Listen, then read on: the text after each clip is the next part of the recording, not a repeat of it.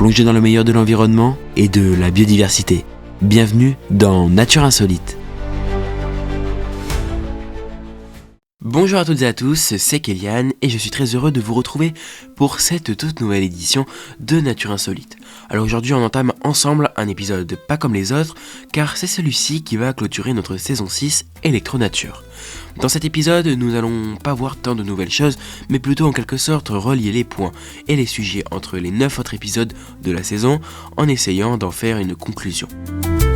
On va également essayer de comprendre pourquoi et comment la nature est fondamentalement électrique. Bon, je crois que je vous ai clairement tout dit et on va pouvoir désormais commencer cet épisode. Alors, on va commencer par revoir quelques principes de base. Comment la foudre se forme lors d'un orage. Et oui, je n'avais sûrement pas directement abordé le sujet au cœur de la saison, mais là, je pense que c'est le moment parfait pour vous en parler. En fait, comme vous le savez déjà, normalement, l'électricité se produit lorsqu'une charge positive puis négative se rencontrent. Eh bien, la foudre, elle, utilise le même processus, le tout se réalise à l'intérieur d'un nuage pareil, avec le même principe, lorsque les deux charges contraires se rencontrent. Le saviez-vous ? Pour qu'une tempête se forme, elle doit forcément produire de la glace, d'après ce que disent les scientifiques, dans l'objectif que la foudre se manifeste. Exceptionnel quand même. Mais si on revient sur le phénomène d'un orage, lorsqu'il se crée, se forme, c'est l'endroit idéal pour que la foudre vienne à lui, car en fait, les courants ascendants et descendants permettent aux charges positives et négatives de se séparer, les charges négatives à la base, au plus bas du nuage, et les positives dans la partie supérieure. Grâce à ça, en fait, le champ électrique se forme puis s'amplifie entre les nuages et le sol. C'est donc au final de tel que la foudre et les éclairs se forment au-dessus de nos têtes à presque tous les orages que nous croisons durant notre vie. Bon, maintenant revenons à nos moutons. Je ne sais pas si jusqu'à maintenant vous en avez la connaissance, mais dans la vie, il existe deux catégories d'électricité. Et justement, je tenais à les rappeler ici. En premier lieu, il existe l'énergie fossile.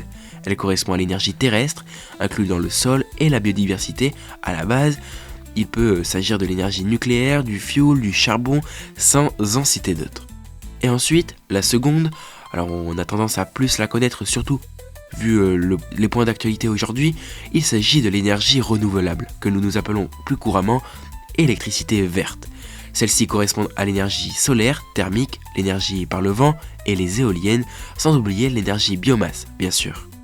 Mais en général, il reste important de retenir que l'énergie est importante pour notre survie dans la nature.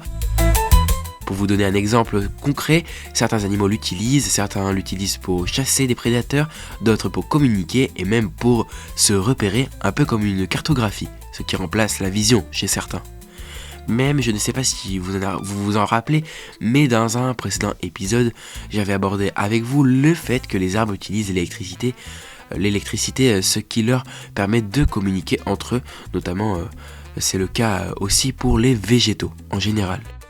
Bon, je sais que cet épisode n'aura sûrement pas duré aussi longtemps que les autres précédents, mais c'était surtout pour moi un moyen de conclure et finaliser cette magnifique saison, cette magnifique production auprès de vous, chers auditeurs.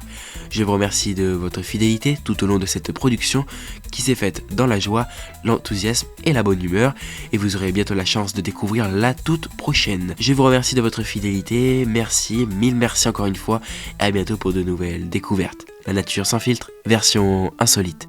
Ciao ciao.